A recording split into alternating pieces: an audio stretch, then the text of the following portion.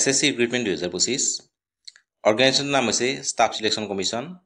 Last date হৈছে online application কৰাৰ 23 June 23 জুনলৈকে আপোনালোকে আবেদন কৰিব পাৰিব টোটেল ভেকেন্সি আছে 2423টা পোষ্ট লেভেল মেট্ৰিক ইণ্টাৰমিডিয়েট আৰু graduation mode of application online আৰু অফিচিয়েল ৱেবছাইটটো হৈছে ssc.gov.in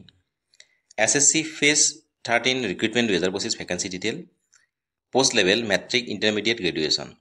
নাম্বাৰ অফ পোষ্ট ইয়াত টোটেল পোষ্ট আছে 2423টা আনৰিজাৰ্ভ কেণ্ডিডেটৰ কাৰণে 1159টা পোষ্ট আছে OBC কেণ্ডিডেটৰ কাৰণে 561টা পোষ্ট আছে ST কেণ্ডিডেটৰ কাৰণে 314টা পোষ্ট SC কেণ্ডিডেটৰ কাৰণে 148টা পোষ্ট EWS কেণ্ডিডেটৰ কাৰণে 221টা পোষ্ট মই পুনৰ কৰিছো আনৰিজাৰ্ভ কেণ্ডিডেটৰ কাৰণে 1169টা পোষ্ট আছে OBC কেণ্ডিডেটৰ কাৰণে 561টা পোষ্ট আছে ST কেণ্ডিডেটৰ কাৰণে 314টা পোষ্ট আছে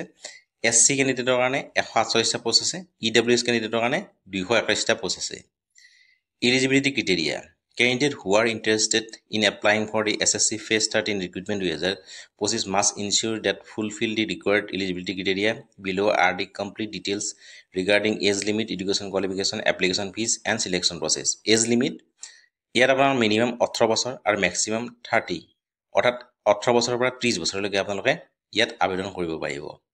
এজ ৰিলেক্সেশন পাব শিডিউল ট্ৰাইব ST সকলে 5 বছৰ পাব SC সকলে 5 বছৰ পাব আৰু আদাৰ ব্যাকৱাৰ্ড ক্লাস অৰ্থাৎ OBC ক্যান্ডিডেট সকলে 3 বছৰ এজ ৰিলেক্সেশন পাব অৰ্থাৎ আপোনালোকে ইয়াত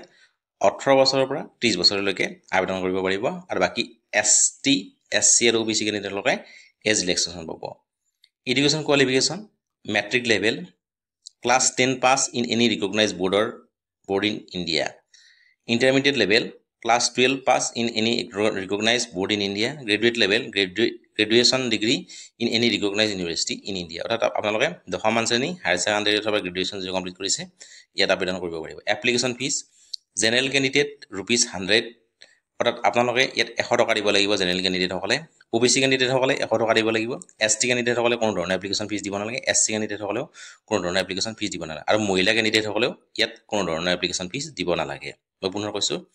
জেনাৰেল ক্যান্ডিডেট সকলে 100 টকা দিব লাগিব OBC ক্যান্ডিডেট সকলে 100 টকা দিব লাগিব ST ক্যান্ডিডেট সকলে কোনো ধৰণৰ এপ্লিকেশন ফিজ দিব নালাগে SC ক্যান্ডিডেট সকলে কোনো ধৰণৰ এপ্লিকেশন ফিজ দিব নালাগে ফিমেল ক্যান্ডিডেট সকলে ইয়াত কোনো ধৰণৰ এপ্লিকেশন ফিজ দিব নালাগে আৰু মহিলা সকলে ইয়াত কোনো ধৰণৰ এপ্লিকেশন ফিজ দিব নালাগে selection process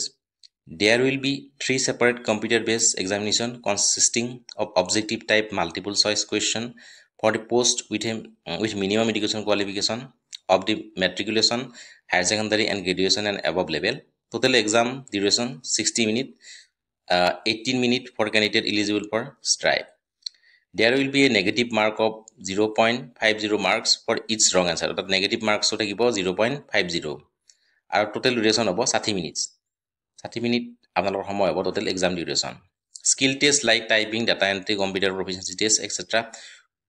where prescribed in the essential qualification will be conducted which will be of a qualifying nature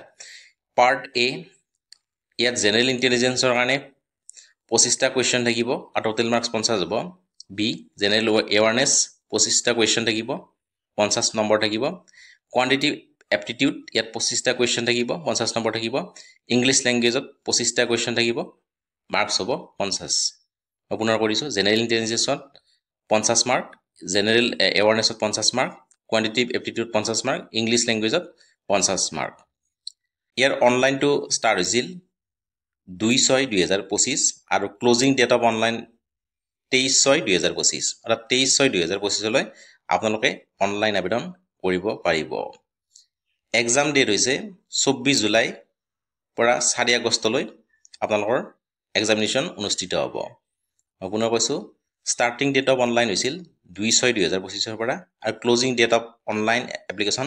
23/6/2025 লৈ আছে অৰ্থাৎ 23/6/2025 লৈ আপোনালোকে আবেদন কৰিব পাৰিব মই পুনৰ কৈ দিছো ইয়াত আপোনালোকৰ টোটাল এক্সাম ডিউৰেচন হ'ব 60 মিনিট আৰু এই সাবজেক্ট বিলাক general intelligence general awareness quantitative aptitude English language question আপোনালোকৰ 25 থাকিব প্ৰত্যেকৰে আৰু মাৰ্কস থাকিব 50 কৈ আৰু টোটাল এক্সাম ডিউৰেচন 60 মিনিট আৰু এপ্লিকেশ্যন ফিজটো জেনেৰেল কেণ্ডিডেটসকলে 100 টকা দিব লাগিব, OBC কেণ্ডিডেটসকলে 100 টকা দিব লাগিব,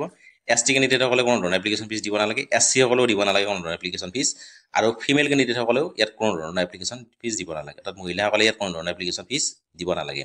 এডুকেশ্যন কোৱালিফিকেশ্যনটো আপোনালোকে দশম শ্ৰেণী পাছ কৰিছে, হায়াৰ ছেকেণ্ডাৰী পাছ কৰিছে অথবা গ্ৰেজুৱেশ্যন কমপ্লিট কৰিছে, তেনেহ'লে ইয়াত আবেদন কৰিব পাৰিব।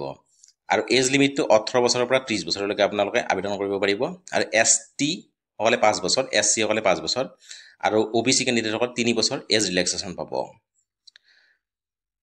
আৰু ইয়াত টোটেল পোষ্ট আছে 2423টা,